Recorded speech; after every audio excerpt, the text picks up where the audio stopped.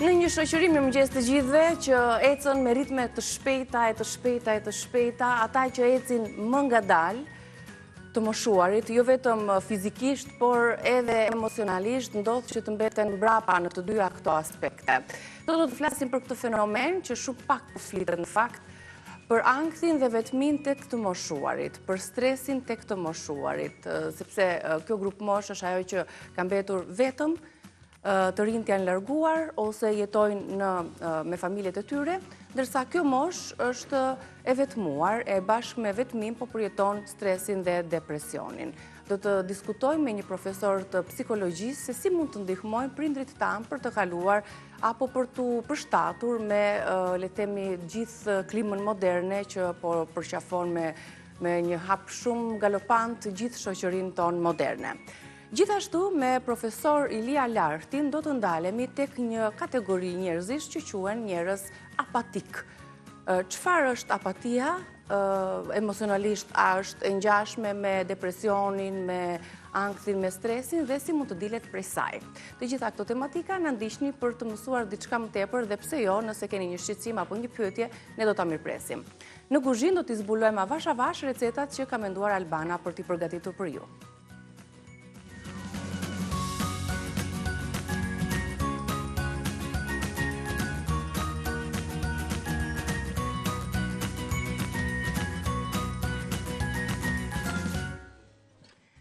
Mirë se të gjeta në kuzhinë, se kemi hapur që tani një diskutim për temën e mëpashme, gjithsesi do të diskutojmë gjëra gjatë pak më vonë, edhe i ftojmë edhe shikuesit tanë, edhe anvisat tona, të marrin pjesë edhe në hapësirën e gatimit, sepse do të ndajmë mendime shumë të vyera për sekretet e gatimit, për receta të ndryshme, sa nga tradita ashtu edhe nga receta të kohës. Pse jo? Po tradita e fillojmë të devijojmë, po baza është tradita normalisht. Po, ta bani. Me sa shoh pas kemi një ëmbëlsirë si fillim. Një shpejt e shpejt, si fillimi kam shumë të shpejta. Gjithmonë kemi bërë kek. Jo me telin rahës, jo po me mikserin. Unë kam shumë kollaj sot. Kam një kek portokalli në blender. Të gjitha? Shpejt e shpejt? Të gjitha. Mbarojmë punë 5 minuta keku. Provojmë atë smoothin, provojmë atë lënje detox që bëjmë shpejt tak. Edhe kjo është shumë i shpejt. Mua më duhet një portokall dhe portokallin siç e kam. Do t'a pres, do t'i heq bërthamat, si që është me lëkurë. Është larë është pastruar mirë, me sodë. Patjetër, larja me sodë e duhur. Këtu kam vaniljen, sodën, nëse keni miell, që fryhet vetë, ju e dini shumë mirë, që nuk duhet as sodës, as plurpjekës, sepse i ka vetë të gjitha, është ekonomike, i bjen 2 në 1. Po, pra tamam, pak minuta na shpëton blenderi, edhe produktet i kemi të gjitha në një plur të gatshëm për kek, kështu që s'kam thjesht se kaq. Kam sheqerin dhe normalisht, që nuk ndalemi dot, kam edhe vezët Ovital. Kam marrë 2 të kuqe, 1 të bardha, që mos të kishim. Po kështu i kishim në frigorifer, ndoshta, po s'ka ndonjë ndryshim në fakt, përveç ngjyrës edhe llojit me cilën Ovital na qaset në tregun tonë, sepse janë dhe të paketimet familjare, këto të mëdha më të vogla, sipas dëshirave dhe mundësive që ne të gjithë kemi. Veza është një produkt që përdoret pothuajse për ditë në kuzhinën tonë, si tek gatimet, si tek mëngjeset. Në të gjitha. Pothuajse në të gjitha. Kudo e përdorin vezën. Tani do ndryshojmë vendet të dyja që të hedhim të gjitha produktet që tham dhe që do t'i lexoj edhe padyshim. Një letër pjekje.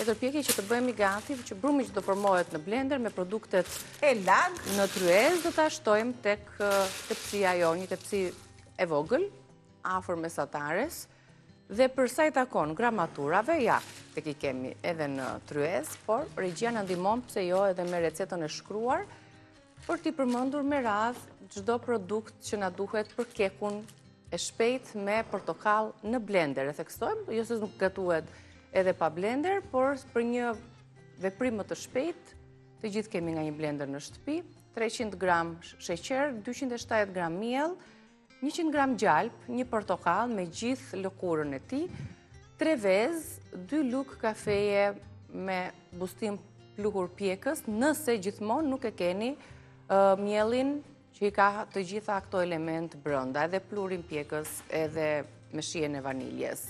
dhe pak ujë, një gjysmë gote ujë. Atëre, largoj bërthamat. Është edhe portokall pa bërthama. Po.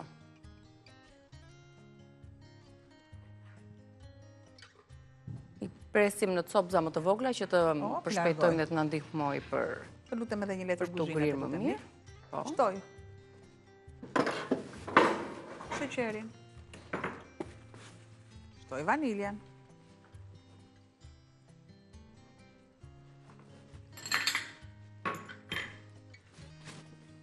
Shtoj gjalpin.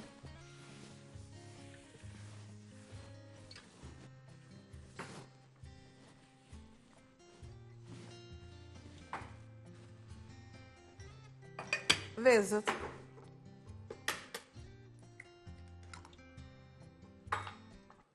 I thyem dhe i çajmë aty në moment.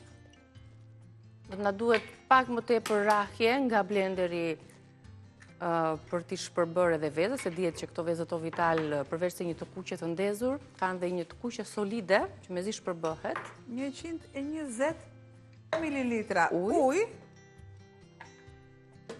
Pra, mielin ende nuk e kemi shtuar. Kemi shtuar produktet e lëngshme, portokallin dhe sheqerin. Kalojmë tani në blender.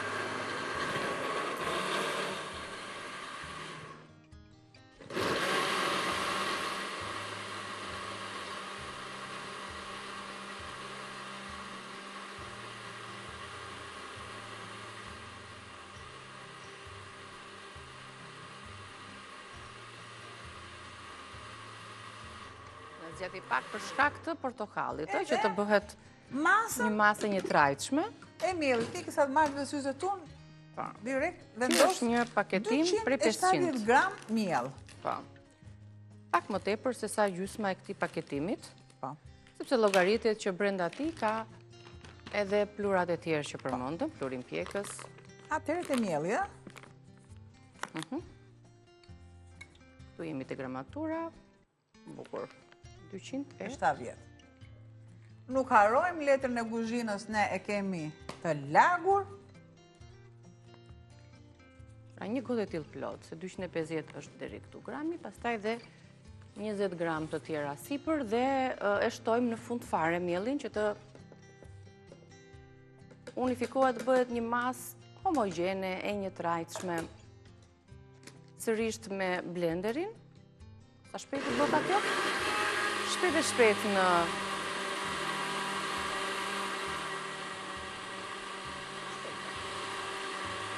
zëndëson edhe atë raksin elektrik.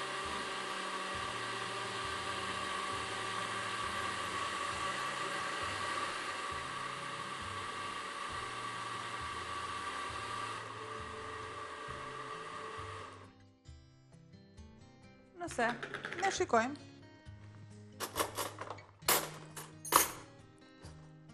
Si është konsistenca dhe sa miell tjetër ndoshta na duhet, na ka mbetur dhe pak të gota. Jo, nuk na duhet fare. Masat janë shumë të duhura. Masat janë shumë të duhura. Sepse do të dalë një kek vërtet i butë si sfungjer.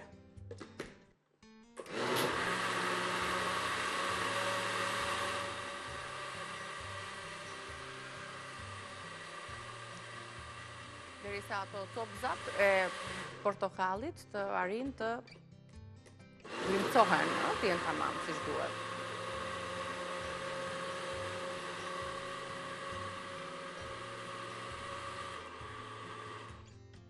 Është gati tani. E shikone? Për ta shtuar në tepsi. Kjo është gati. E marr dhe e shtoj.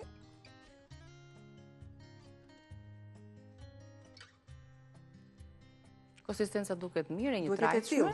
Duhet të jetë. Direkt pastaj në furrë për të pjekur, në një furrë të para ngrohur në 200 gradë Celsius, derisa të piqet, sigurisht do ta kemi në vëmendjen e plot, që të kullojë edhe të jetë një pjekje e duhur, edhe pse brumi është njësoj një keku të zakonshëm, siç ne rrahim. 40 deri në 50 minuta, pra po përfshi furat që janë më të reja dhe pak ato që janë e kanë temperaturën pak më të limituar. Atëhere e marr, do ta marr ta kem për fare. Ti e fut në furr, unë përsëris shpejt edhe njerë produktet që na u deshën për përgatitjen e kekut me portokall në blender. 300 gram sheqer ju duhet, 270 gram miell, 100 gram gjalp, një portokall, cilin e përdorni me gjithë lëvozhgën e tij, 3 vezë, 2 lugë kafeje bustim plur pjekës, gjithmonë nëse nuk keni miellin me të gjitha këto brenda, ujë dhe vanilje. Varet se çfarë arome do t'i shtoni krahas aromës dhe shijes së portokallit.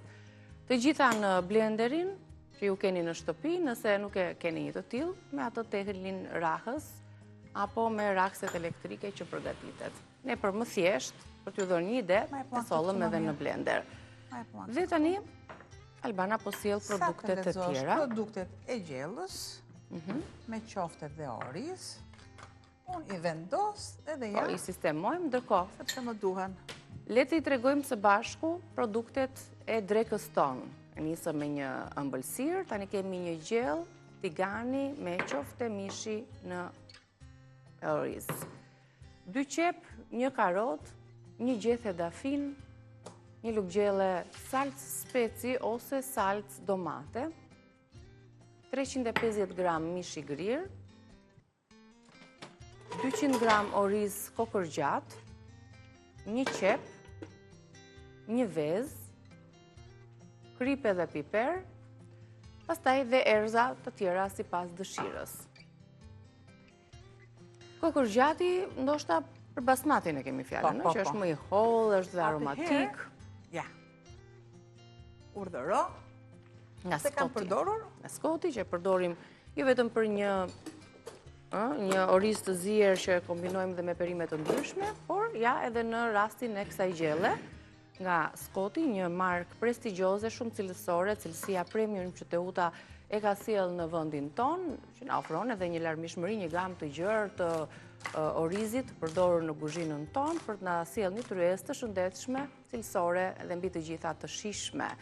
Basmati është një prej tyre, atë që kemi dhe në paketimin në stendën ton, me një shije fantastike dhe një aromë karakteristike të basmatit, sepse veçanta e skotit është që këto prodhime i merr pikërisht në zonat që janë karakteristike dhe që kultivojnë lloje të ndryshme të orizit, ku vetë fermerët e përpunojnë e sjellin atë në formën më organike të mundshme, ndaj edhe ka këtë cilësi. Tani, orizi nuk është zier, thjesht e ke shpëlar këtu. Thjesht është e kam lënë në ujë të nxehtë. E kam lënë në ujë të nxehtë. Po duhen 2 kokra qep, 1 qep e cila do jetë në tigan dhe 1 qep tjetër që mua më duhet për qoftet. Prandaj kemi 2 qepët në tryezë. Më pëlqen që direkt ta vendos qepën pa u djegur vaj fare. Pa në gjendje të ftohtë. Kam karotën. Karotën do ta ngri nga ana e gjerë.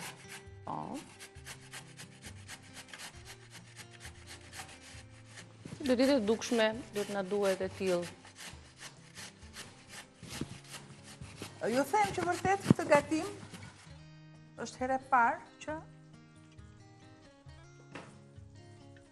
e bëj në kaq vite, në 4 vjet. Herë e parë që sjellim. Po flas kaq vite dhe në punën time. Prandaj. Pra do të jetë veçantë. Po, super veçantë.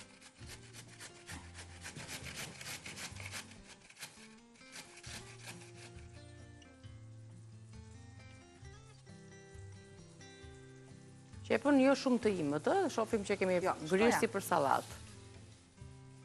Duhet të jetë e tillë, duke i shtuar pak nga pak fare krip.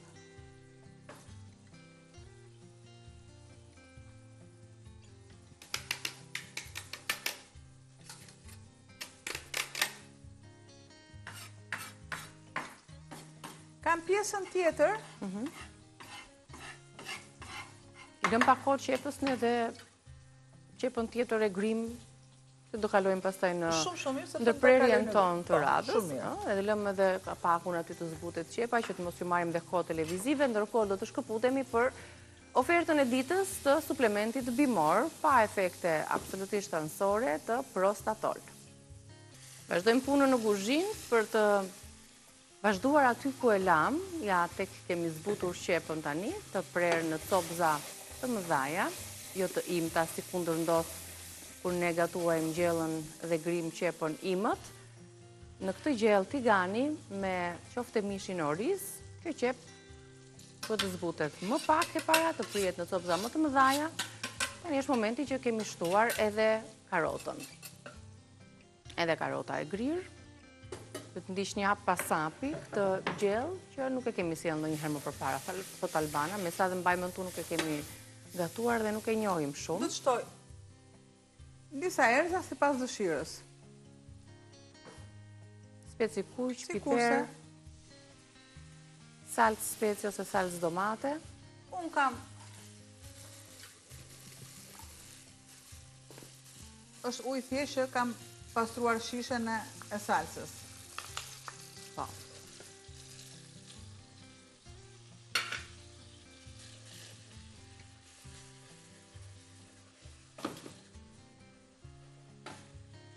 E lëm.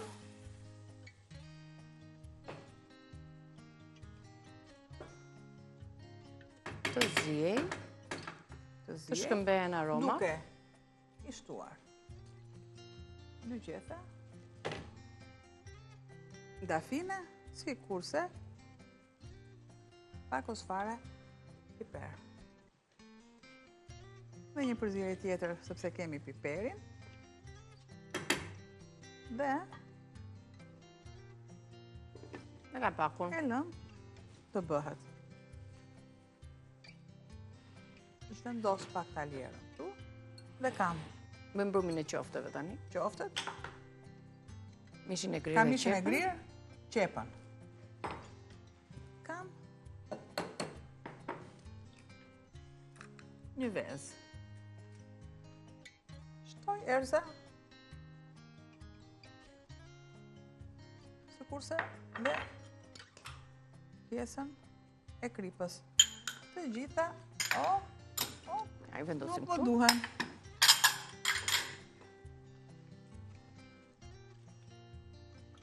Dua, me dorez nuk e ndjej sepse duhet jenë të shumë të buta. Duhet jenë shumë të çdo lloj brumi, përzierje do edhe atë ngrohtësinë e dorës për të punuar mirë. E tillë.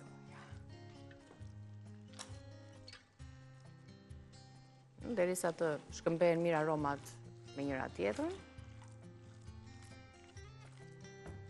E tillë.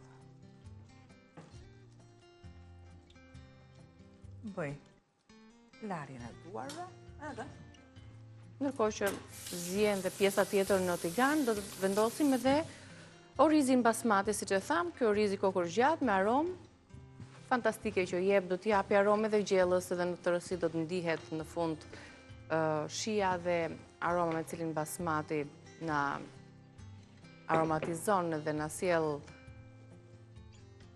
fantazit të ndryshme për ta gatuar në fakt, sepse është një oriz që i pranon të gjitha. Mund pranoj perimet, shkojnë shumë mirë me të, zien shumë shpejt fare, dhe është fiks për ata që duan të ushqehen shëndetshëm. Si do t'i bësh Nori, do t'i ngjyresh kështu si pas siç kemi vepruar me qoftet që i pudrosim me miell, këtë herë do t'i pudrosim në thonjza me oriz basmati, ndaj që është dhe më i lehtë, edhe kokor gjatë dhe i holl. a dalin diku tek. Duan diku tek. Duan të mëdha.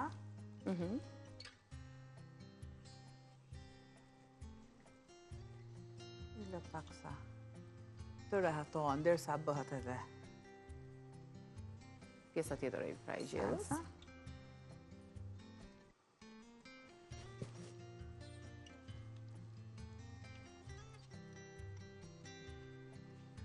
Pra diku te 6 qofte. për sasin që kemi. Është më e vogël, po hajde. Të tilla. Pra, shiko, është e butë, nuk është se... I largoj dhe jam këtu të orizi.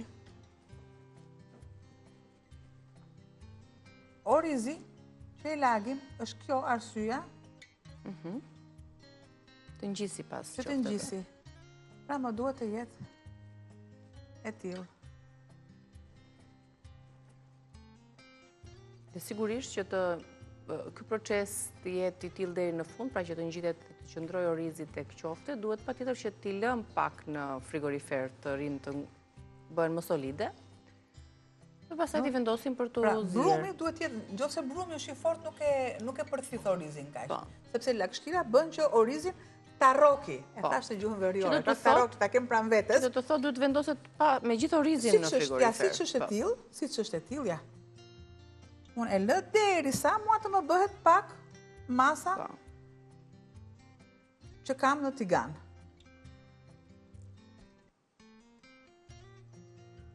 Ju thash që nuk e kam gatuar, patjetër që inspirohem nga gatimet,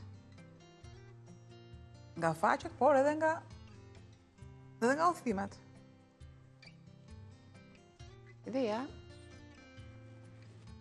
tek i kemi qoftet në oriz. Do t'i lëm dhe pak të qëndrojmë, madje aq minuta sa do të kemi dhe reklamat, po detyrohemi që t'i vendosim jo të freskja, po ndoshta në ngrirje ose në këtë temperaturë se këtu freskët është të përthithet lagështia e qofteve dhe orizi të qëndrojë më mirë në to, që më pas i vendosim në tigan. Shkëputemi për reklama, rikthehemi shumë shpejt, na prisni. Jemi rikthyer në pjesën e dytë të gatimit, mjaftueshëm ishte koha për të qëndruar dhe qoftet në oriz, sepse janë forcuar pak dhe orizi është ngjitur drejt shumë mirë siç duhet. Tani dhe gjella është bërë gati, do t'i vendosim për t'u zier. Paranisat që sapo janë bashkuar ekranit ton, jemi duke përgatitur në këtë pjesë të dytë një gjellë tigani me qofte në oriz. Si e kemi përgatitur? Fillimisht në një tigan kemi karudisur një qep të cilën e prem në copza mesatare, jo të imët, si kundër e presim për salatën. Shtuam në të karotën, erzat, bashkë me to edhe dafinën, salcën, e specit dhe ose salcën e domates, edhe pak ujë, duke i lënë fillimisht të zbuten dhe më pas me ujin të zjejnë. Gjatë kohës që ky proces ndodhte, ne përgatitëm qoftet e mishit, shumë thjesht, me vezën, me qepën, me mishin e grirë, me erzat e ndryshme, i dham formën e qofteve dhe më pas i vendosëm në një shtrat orizi basmati në këtë formë, që ato të marrin sa më shumë oriz. Dhe ai të qëndrojë në to. Do të zjejnë tek gjella që u përgatit në tigan, do t'i vendosim dhe një kapak në mënyrë që të zjej jo vetëm qoftja e mishit, por gjithashtu të zjej edhe orizi basmati që ka një kohë relativisht të pakët, 10 deri në 12 minuta. Dhe me qënë se kam orizi në dorë, në ndodhë që, kur i hapim këto kutit, me gjithse ky është një ambalazhim perfekt dhe nuk lejon fare që të depërtohet aq më tepër dhe me ambalazhimi brenda në vakum që Skoti përdor zakonisht, që nuk ka shanse që ne leqës mbetet një herë, se gatuhet. Kemi pafund receta për t'i përgatitur, por në ndodhë që kemi ato raftet e bukura me kavanoza, ku duam të ruajmë produktet si makaronat, orizi, drithrat e ndryshme, e duam që të mos përveç orizit, drithrave, po me qënë se kemi orizin këtu, dhe ja do të vendosim. Të sheqerit, po të gjitha. Të mos kryojnë atë... Ato mizat e vogla që bëjnë futra më pas. Një nga mënyrat që ne kemi mësuar është që në këto kavanoza, në këto kavanoza që do të vendosni drithrat, thjesht bëni ca toptha me letrën e aluminit që e keni në sirtarin tuaj dhe vendoseni këtu. Një përzierje të mirë, vendosni kapakun, përzierja duhet të jetë e tillë që letra e aluminit të jetë midis në mes diçka kështu e mbuluar, me orizin apo drithra ato, po me qënë se kishim orizin në tryez, e sollëm si shëmbull. Dhe vendoseni të rafti juaj bukur. Ky ishte një truk për të ruajtur sa më gjatë drithrat në dollapin tuaj, aq më tepër tani që edhe temperaturat janë rritur dhe këto fenomene ndodhin. Të tjera truke do t'i lëmë në fund, se kemi disa të tjera për ruajtjen mirë të perimeve, produkteve të salamit, e të tjere. Që do në gatuar si tani? Atëre kemi një byrek në role, gjë që po duhet kosi. Po. E kuptoj. Unë e qoj gjatë, e kuptoj. Pra më duhet qumshti, kosi, djathi. Dhe shumë mirë, ju e dini se ku i gjeni. Erzeni pa tjetër në afron edhe këtë gotën ekonomike që e marrim me vete në punë, fëmijëve, në shtëpi, janë paketime familjare ekonomike me gramatuara të ndryshme. Se jo dhe e përdori përgatim ku na duhet pak kos dhe jo për të hapur paketimin e madh të Erzenit. Ti shohim mirë produktet e baklasarës. Baklasar. Çan këto emra të veçanta, të hershme të gatimit. Ka vënë populli sipas nevojave. Baklasar ose byrek role me djath, për të cilën na duhet një pak opeta të gatshme, 2 kokra vezë, 1 gotë kos, 1 gotë qumësht, 100 ml vaj ose gjalp i shkrir, 200 apo 300 gram djath i bardh, ose i përzier me pak spinaq, mund të shtoni bim aromatike, jeshile, kripa sigurisht për të reguluar shien. Kjo është lista e produkteve të baklasarës role me djath. E keni dëgjuar apo jo ndonjëherë këtë recetë? Baklasarëm. Baklasarëm. I bie është turke. Portokalopita është baklasarëm. Jemi nga Turqia tani me këtë recetë. Sepse shia nuk ka kufi. Më na mbëlsove dhe na mbetën mendjen të llokumet e djeshme. Na kanë shkruar, po mund t'i hedhim trëndafila, limon, gjitha i kemi. Çfarë të doni? Fistik, arra, çfarë të doni ju? Edhe. U kënaqëm. Tani, e lëm dhe pak të zjej, ndërkohë që Albana përgatit edhe petët për baklasarëm. Neve bashk kemi bërë pazaret në fillim të kësaj jave dhe ja, na kanë mbetur ca hudhra këtu. Por duke i mbajtur kështu në qese, hudhrat, dhe duke i lënë për kohë të gjatë, ato rrezikojnë që edhe të myken, të prishen. Atëherë ne do të gjejmë zgjidhje praktike për t'i mbajtur sa më gjatë kur ne i blejmë edhe me shumicë. Shifeni pak, nëse hudhrat kanë dhe ato fijet poshtë, që këto s'pas kanë qëlluar me fije, dhe duhet i zgjithni të jenë me këto fijet këtu, pa tjetër, të cilat nëse do t'i kenë, thjesht do t'i diqni pak, kaq me një flak të shpejt, dhe do t'i lini në një enë të zakonshme të mbuluara me krip, mirë do ishte krip e zezë. Në këtë mënyrë, edhe qepët gjithashtu, që mund të qëndrojnë bashkë me hudhrat, se janë në një familje, në një shport i kemi vendosur ne, se kështu i ruajmë këto perimet, i vendosim në krip dhe ato do të qëndrojnë më gjatë, nuk do të myken, nuk do të prishen, sepse siç e tham, temperaturat janë rritur dhe rrezikojmë që produktet që blejmë të kontaminohen, të prishen dhe si rrjedhoj të na dëmtojnë shëndetin ton, ose të shpenzojmë kot pastaj, i bëjmë pazaret edhe gjysmat i hedhim, se na ndodh të gjithëve. Mirë është që ti riciklojmë. Tjetër, për ta përmbyllur tek truket edhe këshillat e shpejta që na vijnë nga eksperienca dhe praktika e gjithë secilit prej ne në shtëpi, kur kemi gatuar ose kemi produktet e salamit, sepse kemi një larmishmëri të produkteve të Isait, në shportën tonë me varietetet e Isait, me një eksperiencë 30 vjeçare në tregun shqiptar, duke na ofruar një larmishmëri produktesh, kujdeset kompania padyshim për të respektuar traditën për të sjellë cilësinë dhe kualitetin e secilit produkt, për të sjellë një ambalazhim dinjitos edhe cilësor, sepse sidomos për produkte të tilla që janë delikate, siç është produktet e sallamerisë, patjetër që ambalazhi është një, le themi, një element kyç i rëndësishëm për këto produkte në mënyrë që këto të qëndrojnë sa më gjatë. Mirë po, një prej kushteve që Isai na ka rekomanduar është që pasi ne të konsumojmë apo të hapim një paketim, që cilat janë edhe shumë ekonomike dhe familjare, na mbushin tryezat me shije, të kemi mundësi, pra nëse ne kemi hapur këtë paketimin dhe gjysmën e kemi shpenzuar, gjysma tjetër, patjetër që duhet mbrohet, nuk duhet ta çojmë dëm.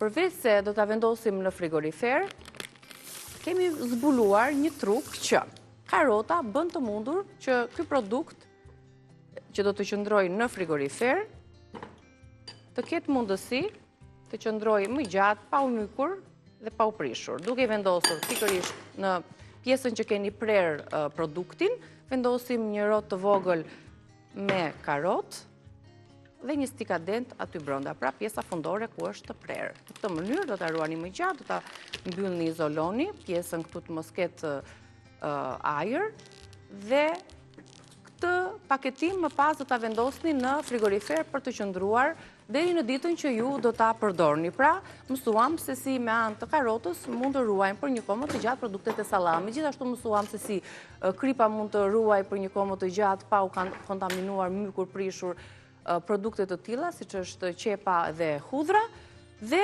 për një jetëgjatësi të drithrave apo orizit përdorëm letrën e aluminit. Sigurisht kam dëgjuar edhe për shembull shkopat e kanellës mund të vendosen në to, pra ka disa truke të vockla.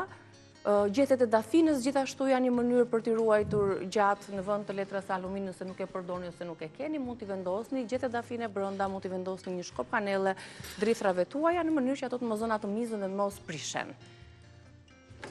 Kjo ishte rubrika e trukeve. Kalojmë tani tek gatimi. Si po zien ato qoftet, i kemi mirë në kekun? Kemi në rregull. Për gjithë skeptikët që mund mendonin që po ja orizi kur të zihej do të shkëputet nga qoftet, nuk do të qëndrojë aty, ja tek kemi pamjen që qëndrojnë aty ngjitur me qoftet. Pra është mënyrë krejt ndryshe dhe e veçantë. Po e vendos kapakun sepse avujt ndihmojnë për të vazhduar procesi i zjerjes. Ndërkohë, ca shirita kështu për baklasarëm, ke përgatitur mbushjen aty. Çfarë ke shtuar tek tasi? Thjesht vezët, qumësht. Vetëm do bëj një spërkatje. Desha të vija gjallë, por në momentin e fundit thash jo gjallë, sepse nuk dua ta ngarkoj shumë dhe vendosa vajin.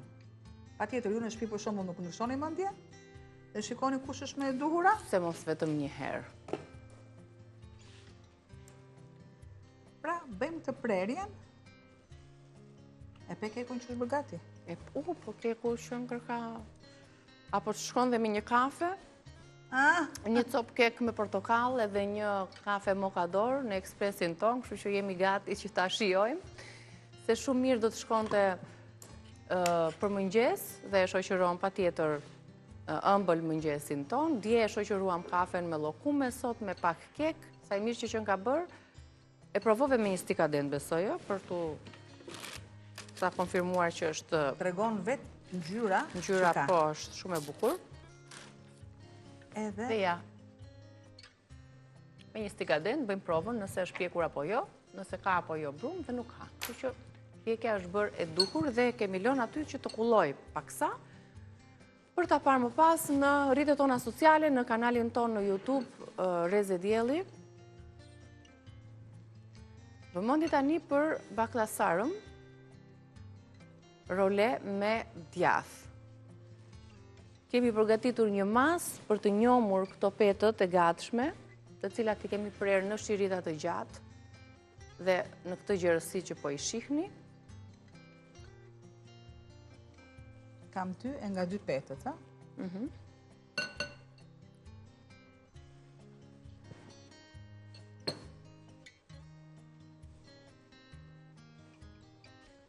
Ne tani jemi gjithë sy e vesh për parë se si do ta... Djathi është, nuk është në brendësi, nuk ka problem. Shija më duhet. Djathin e ketë grimcuar në copëza të vogla.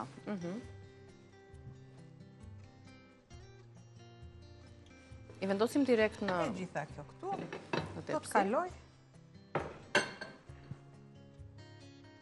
E tillë.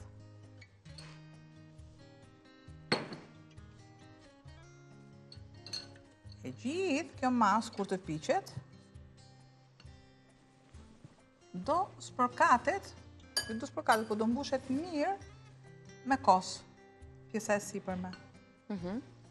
Pra do vendosen të gjitha këto petët role në tepsi dhe si për tyre do të shtohet kosi. Gëshërën e keni ki? Aty? Do t'jetë e thjeshtari, jo? Pak sot, një bën shumë mirë. Këtu, bën atë reakcionin, ndoshta me...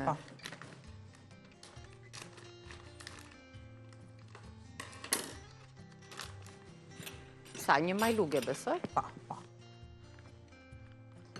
Pra, çdo cep. Një majluge, i shtojmë këtu te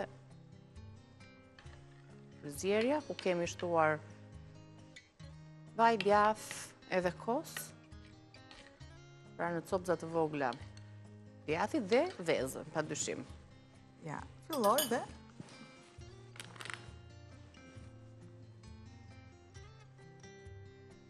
i mbëshill. Dhe kështu filloj me radhë.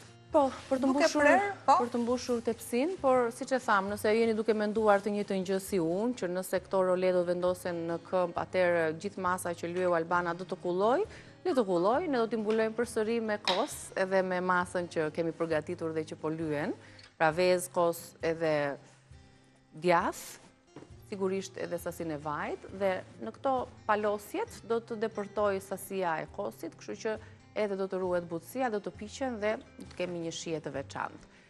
Paralelisht, përgatisim edhe shohjem i edhim një sy gjellës me qoftë mishin në oriz. Edhe një luk të luta.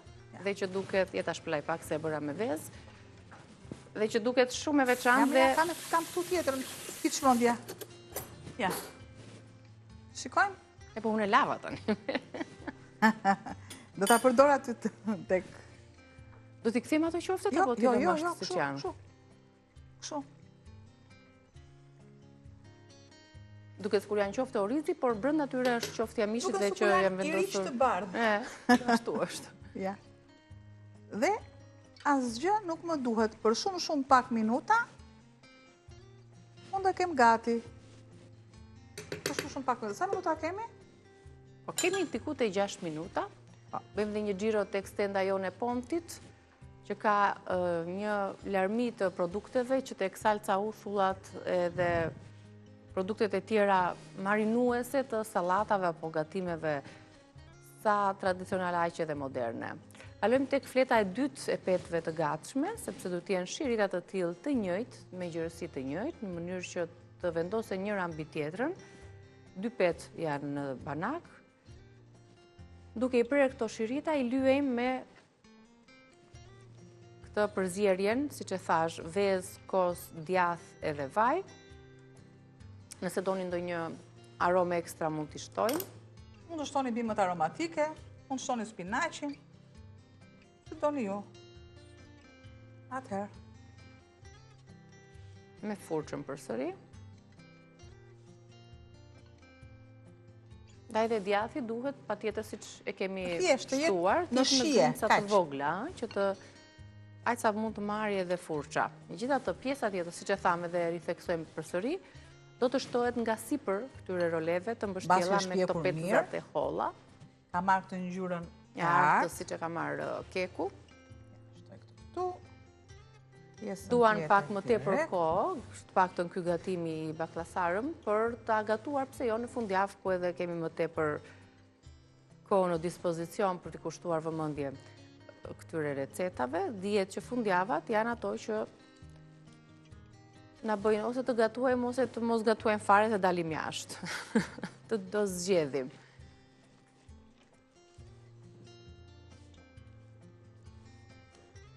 Edhe një të bëhet aty. Ne edhe kur ham lodhemi, jo më pastaj për të arritur diçka të këndshme. Pastaj do kalojmë tek pikpyetja e madhe, që në ditët e sotme çfarë po bëjmë? Po ham apo ushqehemi më së shumti? Edhe një pjatë. Kur duam të zgjedhim disa. Të bardhë, Niki? Po, të thellë. Për gjellën. Po. Ato pjatët e bardha që kemi ne me. Bëjmë gati që të servirim gjellën e tiganit.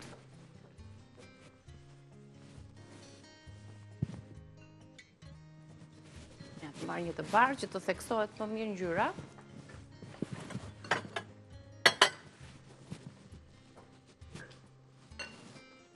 Lëma. 10 minuta deri në 12 minuta ishte koha e zgjerrjes së orizit basmati, pak më tepër edhe për mishin.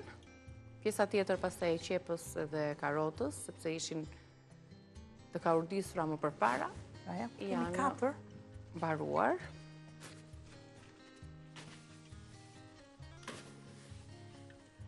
Ja ta provojmë mirë me dy të Po, tjera. bëjmë sa të marrë dhe unë. Dy petë të tjera të holla. Janë 4.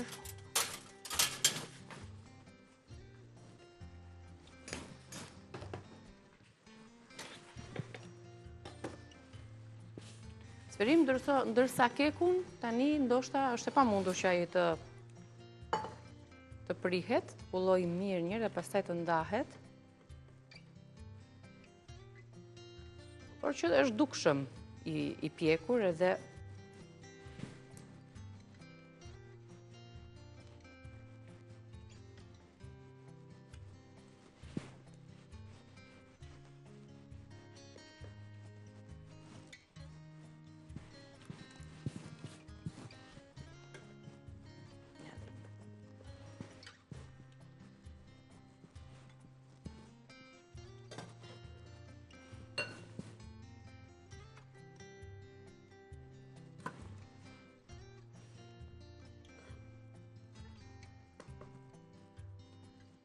na mbuloj heshtja. Urdhëro! Se kemi mendjen tek roleja. O i lumi une, qa ka rritur nana. Heshtë ti. Ja, e vendosa në këmbë tani. Tash do t'i arri apo jo, me 3 fletë të tilla. Doli shumë e mirë kjo gjella, shumë e veçantë, se thamë që e eksperimentojmë dhe nuk e kemi para përgatitur më herët, por që, siç e shihni, duket e këndshme. Pra, ajo salca poshtë me qepët, karotat, erzat, qoftet dhe orizin.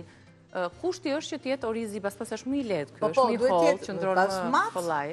Edhe dhe në recetën e vetë origjinale është basmat kokër gjatë. Po. Ktu është, pastaj. Edhe me rim. Tani na mbeti baklasarma. Po. Ja, dhe luajmë dhe mund të provojmë që tek rreshti tjetër të shtojmë edhe bimë aromatike. Bimë aromatike. Mund të bëjmë me mish të grirë. Mish të grirë mund të ketë edhe lajth një fistik brenda, si të duam ne. Ja, mund të bëjmë në këtë formë. Jetim sa gjethëza këtu. Gjethe koperi. Sepse koperi shkon. Shkon dhe ngjitet më mirë tek brumi, se është gjethe më e hollë. Një lëvizje e shpejt duarsh, në minutin e fundit që kemi besoj, sepse është minuti fundit, vërtet. Do ta vendosim për të pjekur. Përpara se të vendoset për të pjekur, t'i sqarojmë anvisat që masa nuk do të na ngelet në... Jo, s'jam gjithë ato petë. Përveç kësaj do t'i shtojmë edhe sasin sipër petë, do t'i njomim, që të mbushen mirë tek ndarjet me njëra tjetrën të këtyre petëve, mu t'i lëm larg, por na duhet të shkëputemi tani ne, se ka reklamat e radhës, ja është fleshi informativ, shpresoj që recetat t'ju kemë frymëzuar sa të pak sot, ne së bashku do të shihemi pak më vonë, në orën 10:10 të lumshin duart. Albana do të vi pastaj që ti degustoj edhe ti shijoj recetat. Shkëputemi për publicitet.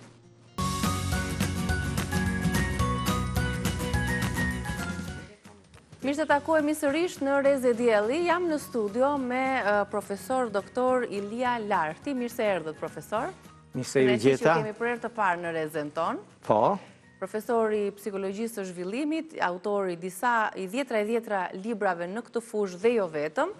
E kemi ftuar sot profesorin për të folur për dy tematika në fakt, për një tematikë që na shqetëson të gjithëve, për moshën e tretë, e cila është një moshë delikate, duhet thënë, e vetmuar, e stresuar, dhe që në këto kohët moderne me largësinë që kanë nga fëmijët, sigurisht që përjetojnë ankthin dhe depresionin. Por janë disa sinjala apo shenja të fshehura që kjo moshë nuk i tregon, profesor, dhe ne si fëmijë duhet jemi të vëmendshëm ndaj prindërve, ndaj kësaj moshe, për të kuptuar që ata përveç se vetmisë po përjetojnë ankth, po përjetojnë stres. Është një fenomen që ju e hasni edhe për shkak të moshës me, le të themi, moshën e tretë? Qeni më afër me to? Po, jo vetëm me moshën e tretë, por me shumë qytetarë të cilët kanë këto problematika, jo se i afrojnë në studio ose në diçka tjetër, por kudo që t'jem, unë jo vinë ndihmë njerëzve me ato këshillat psikologjike. Ti përmende moshën e tretë e cila është e stresuar, po ka moshën e saj, ka përvojën, ka dhe shumë gjëra të tjera të cilat dikush i di, dikush si di, sepse sot psikologjia bashkëkohore për arritje që ka thuhet jo sa je, por si je. Po, patjetër. Pra në pikpamje mentale, fizike dhe në aspektin e zhvillimit të nivelit profesional, të vlerave intelektuale dhe kryesorja mbi të gjitha është e drejta morale diktosh moral, që është aq do me thënë se të pëlqen, po të futesh thellë ka një diçka që është elementi kyç i performancës së një njeriu, të një drejtuesi, të një qeveritari, deri dhe një politikane. Dhe në qoftë se nuk ka këto, të gjitha godasin psikologjikisht, të gjitha. Ti bëre pyetjen për moshën e tretë. Si ta kuptojmë që kjo moshë po përjeton ankth dhe depresion, janë ato sinjalet e fshehura që këto grup mosha nuk është se i shprehin shumë, me thënë drejtën. Tani ka një kanë atë izolimin e tyre, vetmin. Ka një gjë, zonjë nderuar, që nuk kuptohet koha hapësira e brezave. Ka ndryshuar nga 28 vjet, gjysh djalë nip, ose nipi babaj gjyshi, ka vajtur 32-33 vjet.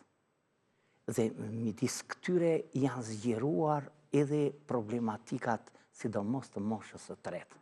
Sepse nga 72-73 ka vajtur 76 vjeç e lartë mosha e aspektit të ndërimit të jetës moshës tretë. Mesatarja, se ka dhe e të tjera e tjera. Por janë disa gjëra të cilat koha e sotme stresin e përcjell sa të kuptueshëm, po dhe nuk kuptohet dhe ata që nuk e kuptojnë vuajnë shumë. Për shembull, para se të futemi para se të futemi këtu, pavarësisht se nuk e përcjellim, por stresi ka një kalim nga pikpamja e përcjelljes figurative jashtëzakonisht të vështirë, të pakuptueshme për shumë njerëz, por edhe aspekti tjetër që nuk njohin elementet e kalimit që ti ose unë ose dikush tjetër të marrë masa. Dhe nëse do ta shikojmë ashtu si çështë, është kështu për shembull. E para, në grafik është alarmi, fillon aspekti i dytë akumulimi dhe aspekti tjetër vjen traumatizimi ose raskapitja. Të parën në alarm jemi që të gjithë. Kudo, veten i vend të panjohur, diçka, do blesh, do shesësh, do marrëdhënie, do bësh një takim, një diçka dhe jemi ne në këtë. Dhe këte kanë të gjitha nivelet ose brezat me njëri tjetrin. Në përsa i përket, në momentin e dytë, e cili është, si thuash, më i vështiri për ta kuptuar, për arsye sepse a është në gjendje, për shembull, jo vetëm ta shpreh, ta ndjej dhe ta kuptoj se ajo është e gjitha.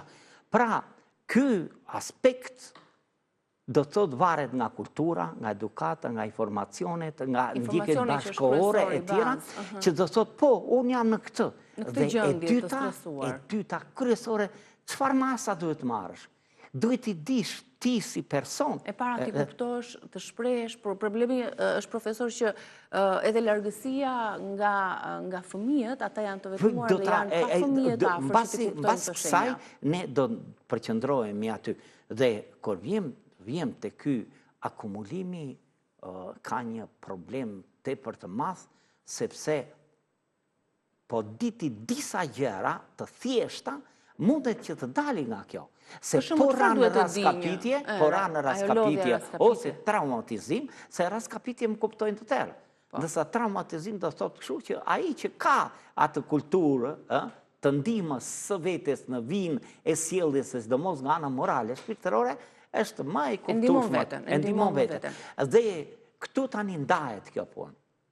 Deri në gjysmët të raskapitjes e ka specialisti, po tjetë psikolog klinik, që me të vërtet është i aftë dhe i avancuar, dhe pastaj në gjysmën tjetër, duhet të jetë psikiatri, i cili me përvoj, se po vajti në zero, do të thotë që asfiksohesh, o ishemi, ose paralizim e gjitha të gjërat. Një dhe në statistikore kove të fundit... Sepse kjo gjendja mendore sigurisht ndikon dhe në aspektet fizike, po thoni, dhe? Të gjitha, vjen debulesa, vjen të gjitha, pafuqia e shumë gjëra tjetër, do më thënë, si të theme gjuhë popullore për të kuptuar të turbulohet shikimi, jo qartësia. E kuptoj. Po tani dua disa simptoma, profesor, disa shenja që ata që na ndjekin, nëse i kanë, ta kuptojnë veten që janë në një gjendje të vështirë psikologjike dhe duhet kërkojnë patjetër ndihmë tek fëmijët, tek mjekët. E para është këshilla për veten, që njeriu të marrë masa vetë, se nuk ndodhet gjithmonë në mbikëqyrjen e të tjerëve. Kjo është shumë e rrallë, në fakt, për këtë moshë. Është, po, gjithsesi. Pastaj ka aspektin tjetër që është edhe kjo kyçe, që kur i di, por nuk merr dot masa. Se ndodhesh në një vend të tillë e tjera, si mund të jesh në autobus, të jesh në avion, mund të jesh në tren, në një diçka tjetër që janë të rrallë këta njerëz që mund të japin. Por, gjithsesi, ne në vendin ton e kemi këtë ndihmës kur e shikojmë tjetrin në vështirësi. Ndërsa, po të shikosh në vend tjetër, nuk mund të bëhet njeri, nuk do t'ja di fare për X-in dhe për sa i përket Y-it. Dhe në këtë aspekt dalin shumë përgjegjësira, flas në njerëzit të cilët janë shkolluar, janë specializuar, janë trajnuar, kanë marrë njohuri në zhvillimet studimore, shkencore, ulutimet dhe sidomos në konferenca ndërkombëtare dhe deri e tjera, të cilat këto përcjellin gjëra. Unë kam asistuar në shumë nga këto, të cilat kur krijohen dhe kushtet dhe mundësitë dhe nga pikpamja ekonomike financiare, unë i kam vajtur. Unë kem vajtur në Tetovë, brenda këtyre 2-3 vjetëve, 7 herë në këto. Kam vajtur deri dhe në Turqi, dhe luftë për Turqi, 3 gjëra ishin 3 ekonomi, ekologi, etikë. Unë isha në fushën etikës të ndërtuar me këto, se dhe ata kaluan në etikën perëndimore.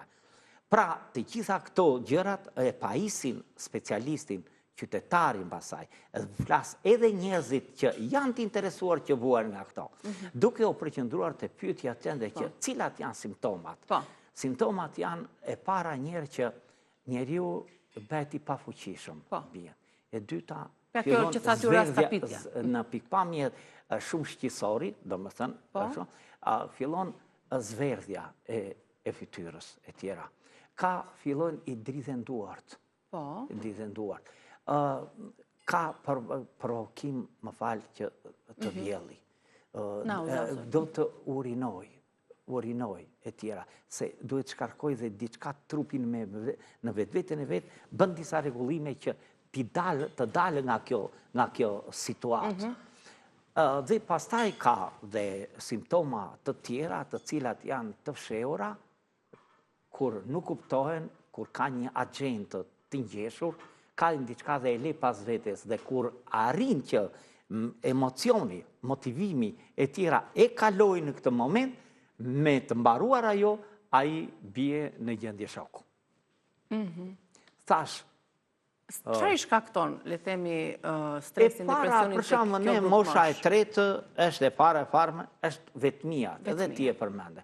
Sepse kushtet tona që janë tani kanë lëvizur njerëzit ikën, po edhe që janë tani, po futet ajo kulturë perëndimore, e cila deri 18 vjeç fëmia shikon pavarësinë e vet në pikpamje të gjitha fushave dhe komunikon vetëm telefoni e tjera. Gjithsesi largësia, fëmijët që ndrojnë larg, janë larg.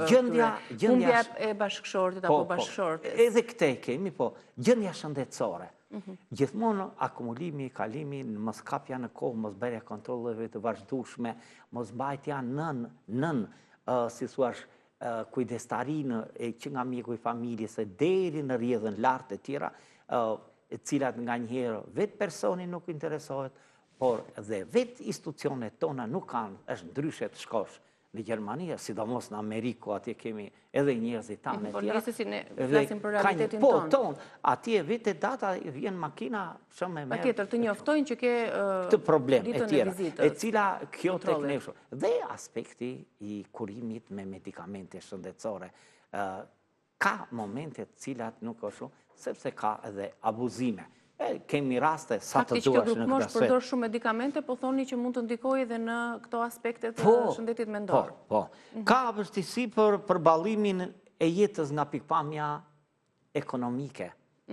Vështirësitë ekonomike. E cila që ka lidhjen me minimumin e jetesës, unë e të fush, sepse midis studimeve të mia duke më dashur që të përpunonja përpunimin e pyetësorëve në fushën e psikologjisë e tjera, është statistika ajo që t'i jep teknikat dhe njëkohësisht të gjitha për t'i gjetur mesataret progresive e shumë gjëra të tjera që të bësh përpunimin, që të thuash ky vuan nga kjo apo nuk vuan, e të gjitha këto gjërat, të cilat janë jo në gjitha nivelet kjo bëhet. Ka unë njoh shumë, domethënë psikologë të cilët këtë e kanë me tërë seriozitetin e tyre njerëzor në rast të parë dhe pastaj dhe nga pikpamja profesionale. E cilat sot janë ndihmës për njerëzit që të mos bien viktimë e stresit, ankthit e Atëherë, si duhet t'i ndihmojmë prindrit tanë, të cilët janë duke përjetuar një gjendje të tillë edhe duke i zbuluar përmes asaj që u thatë, këto shenjat e fshehura që ne ja lëm shpeshherë moshës, vetmis, por që as ata vetë nuk e dinë që janë duke përjetuar një gjendje stresi dhe ankthi. Si mund t'i ndihmojmë? Gjithmonë këto kanë të bëjnë dhe me, si thuash, veçoritë personale. Se nuk janë të gjithë njerëzit një lloj. Ka gazmor, bën këtë i merr me shaka dhe nuk do e bën me kalim e tjera.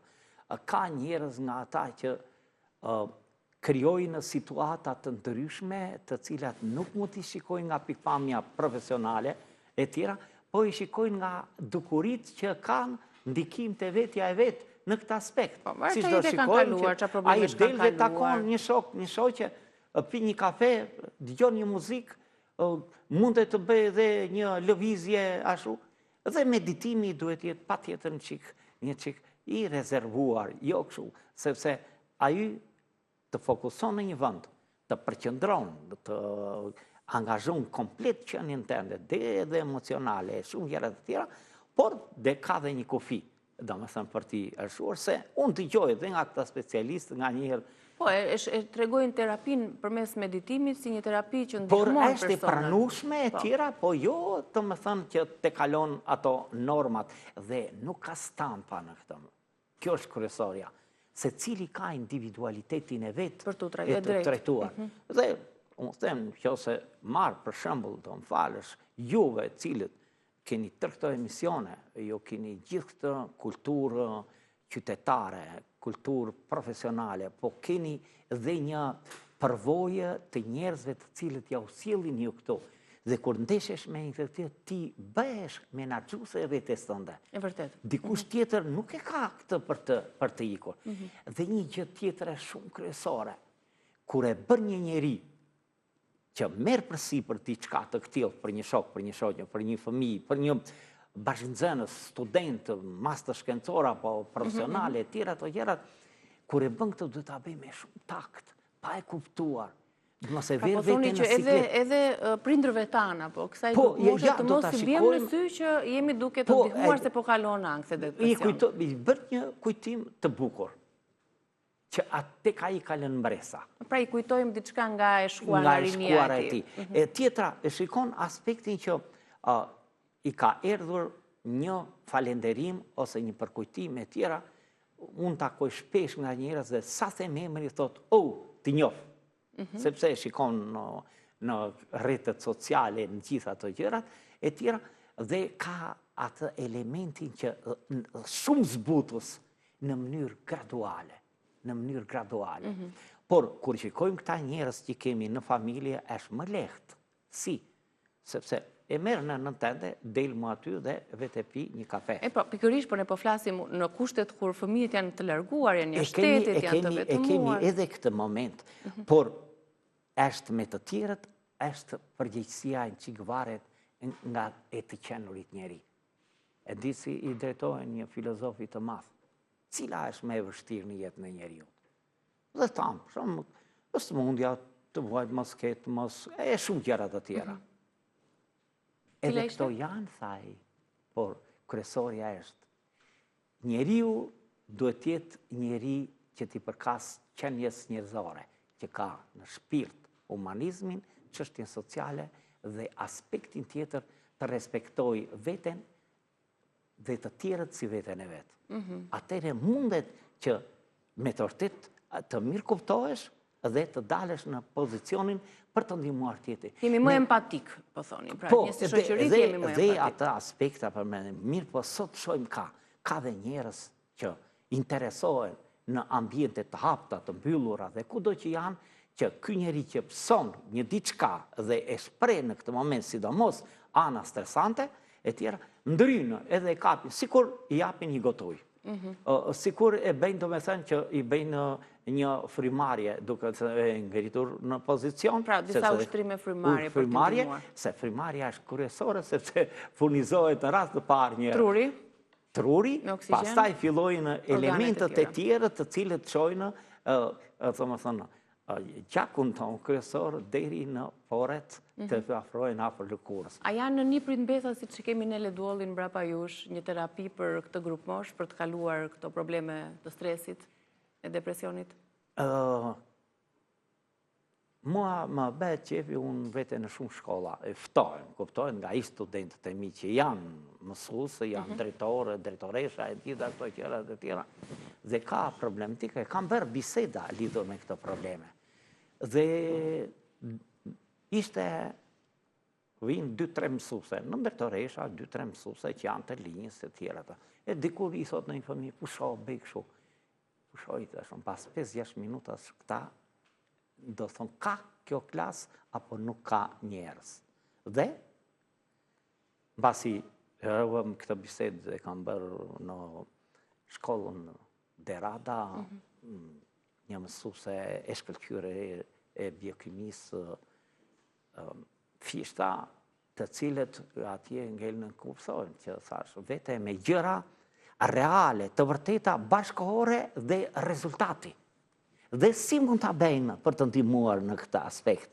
Dhe këta fëmijë që janë atje, ta them me sinqeritet, dalon për shembull atje ku kam edhe shtëpinë ngjitur në shkolla Kushtrimi i Lirisë, edhe më rrethohen 7-8 çuna e goca e tjetër më kapin për mezi për atë që bëm dhe u argëtuam ku do të dal.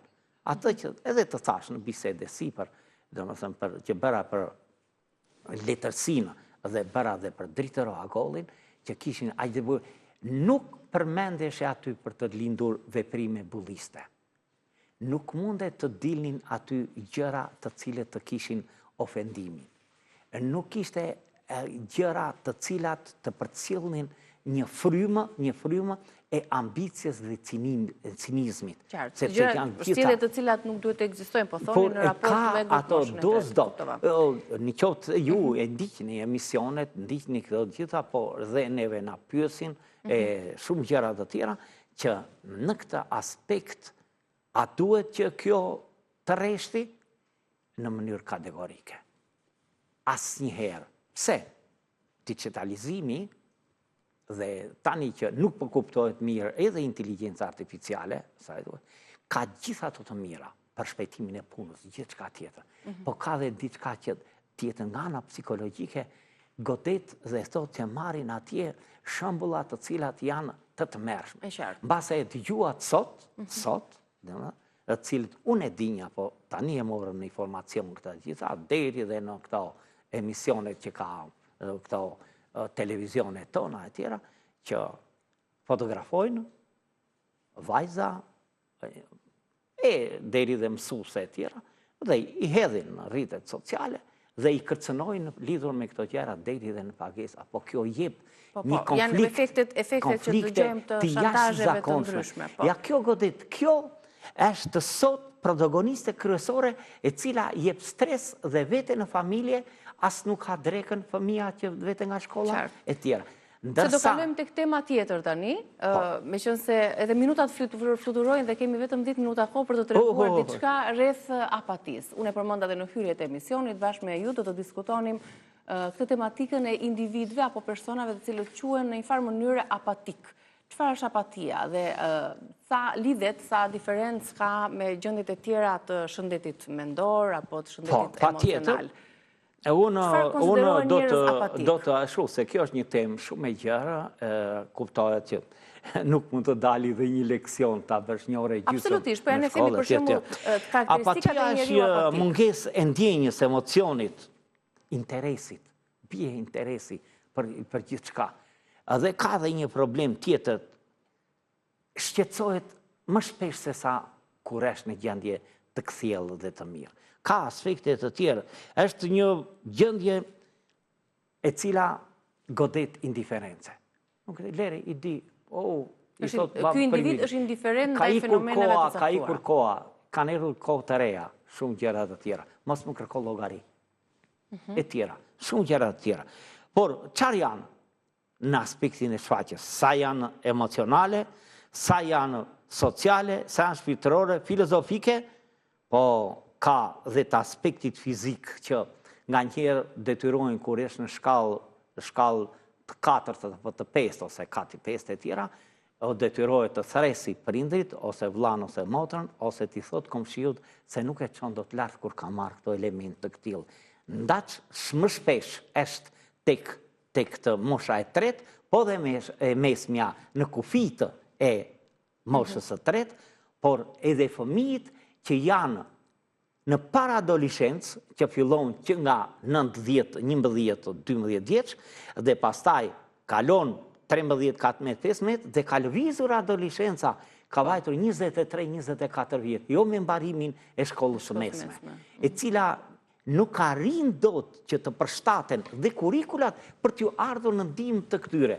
Madje më vjen nga një kështu se jam përsëri në një konferencë ndërkombëtare dhe cila do flasë lidhur me këtë problem, por nuk arrin dot që këtë gjë ta vendosin në pozicionin që si ta ndihmojmë, si ta kalojmë, si ta riparojmë. A është e njëjtë gjendja e apatisë me gjendjen e depresionit? Afrohen, por se cila ka vendin e vet. Depresioni, ankthi, stresi, tjera kanë elementet e tyre të ndikimit në qenien njerëzore. Në qenien njerëzore. Dhe të gjitha këto kanë masat e veta. Të gjitha këto kanë, si thua, goditjet e tyre në thojza, por kanë edhe masa se si duhet ta kalojmë momentin stresues. Për shembull, unë shoh që ti argëtohesh, jo vetëm punon, po dhe argëtohesh tu me Albanën. Ka shumë gjëra, kedi një gjë tjetër që të marrin në telefon edhe të thonë që kjo më pëlqen, kjo është e bukur, kjo është e mirë e tjerë. Ti ndjen një kënaqësi në atë moment, jo se ti fluturon, po ti krijon një kënaqësi që ta shikosh të profesionin tënd, pa shqetësime emocionale që të bjesh tu në apati, apo të bjesh në një diçka tjetër. Qartë. Po mirë, kjo është ajo që lexon publiku. Ase këta njerëz janë, domethënë ka disa njerëz, ju morët një shembull si puna ime, po ka njerëz që fshehin gjendje të caktuara brenda tyre, të cilat nuk i shfaqin, që ndoshta shfaqin atë depresionin e buzëqeshur. Këta qenë, domethënë në aspekte qenie njerëzore të prekshme, shumë emocionale dhe nuk janë të hapur me të tjerët. Nuk mundet, për shembull, se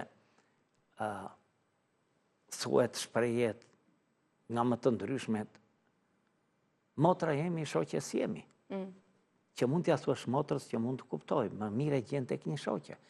Po shoqja jam unë, dhe shoqja është vetja, dhe unë jam vetja, dhe ne të dy bëjmë një. Se ndryshe po mori, iku, e pasaj në vend që si thot populli vaditim, ne i gryjmë këtë marrëdhënie të këtillë. Dhe hapin punë atje ku s'ka punë në aspektin e vetë, si thua, marrjes së masave për ta kaluar apatin, për të kaluar stresin, depresionin, anksin, demencën e shumë këtyre. Dhe të gjitha këto gjëra sa vinë dhe shpesohen, por dhe masa duhet jenë më të plota dhe janë 3 element kyç në këtë aspekt kur unë përdor dhe teorinë, si mund të thuash të hipotezës Hipokratit, kur thot hipotenuza është 4 orë me 2 katetet në 4 orë. Familja, shoqëria, shkolla. Cila është parasorja? Kush është hipotenuza? Familja. Okej. Për mendimin tim. Po, është e saktë sepse ka lidhjen ka gjitha e shumë gjëra të tjera. Pastaj vjen shkolla. Vjen shkolla. Dhe shkolla, ku flas në aspektin që zhvillohen kurikulat me nivelet dhe kërkesat bashkëkohore dhe arritjet shkencore më bashkëkohore, të cilat ndryshojnë dhe nuk vetë tani me një libër i dalë tekst shkollor për 15 apo 20 vjetë. Me janë me gjëra shumë të re. Dhe çdo ditë ka zhvillime të këtilla. Specializimet dhe marrja pjesë në gjithë këto, sidomos Ballkani ka shumë të zhvilluara këto konferencat, simpoziumet, e gjithçka tjetër, të cilat në këtë fushë, edhe se janë të vështira, ato prap, si thua, mirë kuptohen dhe japin një frymarrje të re njerëzve që të veprojnë ndaj vetes, ndaj marrëdhënieve familjare dhe marrëdhënieve shoqërore. Profesor, edhe pse nuk patëm kohë që të flisnim pak më tepër rreth mënyrave se si mund të dilet nga këto gjendje apatie apo depresioni, unë shoh në tryez një pjesë të librave tuaj që keni sjell për t'i hedhur një sy. Ju uroj shumë suksese dhe pse vazhdoni dhe të jeni vital, aktiv në fushën e psikologjisë së zhvillimit, duke dhënë leksione, mësime dhe duke shkruar vazhdimisht rreth fenomeneve të ndryshme psikologjisë. Libri juaj më i fundit është Këshilla psikologjike nga profesor Ilia Larti. Për të gjitha fenomenet me të cilat ndeshemi në kohët moderne, fobia, gjendjet emocionet, egoja si një krizë morale kohëve moderne, dhe një prej tematikave budallallepsia. Po, edhe deri këtu keni arritur për të shkruar.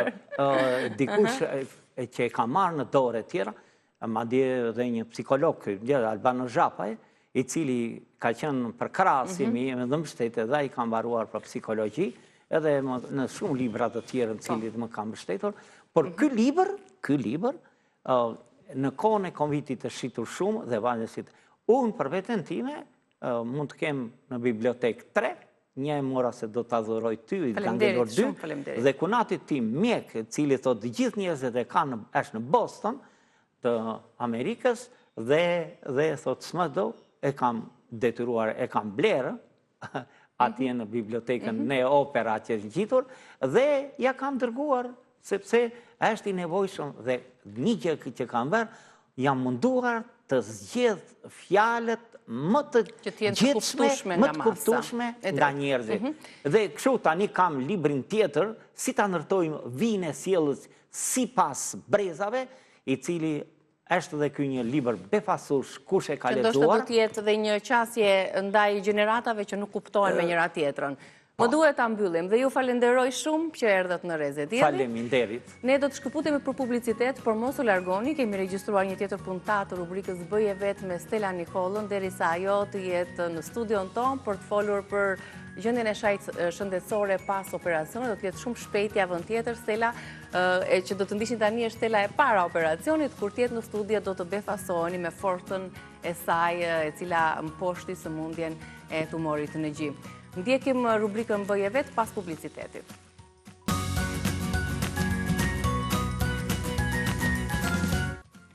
Mirë se erdhët, jemi në rubrikën tonë Bëje Vetë, si gjithmonë sjellim maska, këshilla të ndryshme praktike dhe tepër natyrale për kujdesin vetjak për lëkurën. Bashkë me Stella Nikollën, mirë se erdhe Stella. Mirë se u gjeta. Si që jemi këtu. Si gjithmonë, kënaqësi. Sot do t'japim këshilla për thinjat. Po. I kemi dhe ato prezente në jetën tonë. Në një moshë të caktuar, po edhe në njerë para moshës. kur ato fillojnë dalin, na japin Thonë ato kur mendon sinjalet. shumë, thinjesh më shpejt. Ose kur je shumë i stresuar. Mirë, më marrim këto që mendon shumë. Ka ndodhur ka raste që kur je në një fazë me shumë stres, 1, 2, 3, 4 filloj dhe mirë është mos i numërosh. Jo, e mira se të shtohen, thonë, po unë mendoj që mos ta mendojmë që jo po u thinjëm u plakëm, ajo është genetike. Varet nga prindrit, nga gjyshit, kështu që ka njerëz që thinjen 30 vjeç, nuk do të thotë që po u thinje u plake, me pak fjalë. Nuk ka lidhje fare me plaken thinja. Ka disa procese flokët e mia janë pa thinja fare. I ke plot shkëlqim. Shikojmë anën pozitive. Po, e vërtet. Unë, me që se më theti, do të tregojmë disa mënyra se si të mbulojmë thinjat tek flokët e erët, sepse ka dhe flok të hapur, që ndoshta thinjat nuk duken më shumë, ose flok ngjyrë karot, ose flok të lyer me të kuqe, po pastaj kur dalin ato duhet të bëjnë njësoj. Flokët e kuqe janë pak më të dëmtuar se floku gështenj, për shembull, se mund të gjejmë shumë alternativa për flokun gështenj. Kurse ai floku i kuq i bukur karot, duam, s'duam, do përdorim disa biodekolorues, jo gjëra të tjera. Kështu që ne fillojmë si fillim me flokët gështenj, që pothuajse janë shumica e zonjave. Edhe populli ynë shumica të tillë kanë. Jam me fat deri tani, nuk kam ndonjë thinj, mund të ketë ndonjë që se kam vënë re, po do të kem genet mira. Po, i ke genet e mira. Jo vetëm për thinjat, po kështu në tërësi. Edhe sikur, domethënë të ketë, ashtu do t'i lëmë, pse do t'i lyesh t'i mbulosh? Se të thonë, gjithë këto thinja janë pjesë të qenit fisnike, duke njerëzit shumë fisnik dhe me thinja. Por unë mendoj mbas 60-tave. Atëherë të fillojmë. Mbas 60-tave. Dëgjoj mua, lyej po të doli thinja e parë. Atëherë, që t'i lyejmë thinjat, pa përdorur kimikate, pa i dëmtuar, pa bojrat me kimikate, kemi disa sugjerime krejt natyrale. Tani, sugjerimi që Stella ka sjell lidhet me një sezon tjetër, me përbërës natyral. Ato që ne konsumojmë. Po na bëri të gjejmë liko are, sepse arrat e njoma, jeshile, nuk kemi ku t'i gjejmë këtë sezon, se kanë sezon e tyre ndë nga shtatori, tetori. Po që kishim në dollap gliko are, përbërësi kryesor. Përbërësi kryesor. Na shpjego pak. Atëre, na duen. Do marrim një kokër gliko are, një kokër are, do marrim vaj kokosi, mjalt, edhe uthull molle. Na duhet edhe vaj rozmarine. Ka shumë pak për bërës, është pak vështirë me këtë arën për të gjetur. Atë arën e njëm du të agrimi bje, ha? Po. Do bëjmë copza të vogla. Edhe kjo do të lëmë kështu tani, si që është që të zbutet. Dhe sigurisht që kjo me anë të vaj, të mjaltit edhe të uthullës do shpërbëhet. Tjetër që do lëshoj. Do lëshoj. Kështu që ne tregojmë si proces. Si të duash ti po deshe, këtu ka lëshuar edhe gjithë lëngun e vetë, përdoret shumë mirë gliko e arës edhe për miqt, në një pjatë vogël në një moment këshu bisede, por gjithashtu dhe terapeutike shumë e mirë. Glikon isha shumë këshu, gati doja ta provoja e ta haja të gjithë, sepse është me vërtet e marëm veçantë. thinjat edhe të qërasun me një glikoare, është shumë e mirë, shumë e shishme. Të ëmbëlsojmë i pak. Personat cilët kanë mungesë jodi, gjithashtu rekomandohet të përdorin, për shkak të pranisë të ti. Hedhim, odhëm një luk vaj kokosi, do hedhim një luk mjal, që unë paka shumë aj që ka medhur të kupa. Okej. Edhe një luk uthull molle. Ju mund të arruani këtë recet dhe të përdorni në sezonin e arrave të njoma, lëvoshgat e arrave, jeshile, të cilat me zi largohen dhe kur i prekem nga duart. Të gjitha këto janë receta që njëre në kohë përdornin njerëzit kur nuk ishin këto kushtet që kemi ne, që kemi me lloje të ndryshme, bojrat dhe nuk e dim çfarë vendosim në trupin tonë në kokë. Kështu që ka lindur nevoja për të bërë këto dhe pse jo mos të kthehemi prapë te ajo mençuria e gjysheve dhe gjyshrëve tanë, vërtet.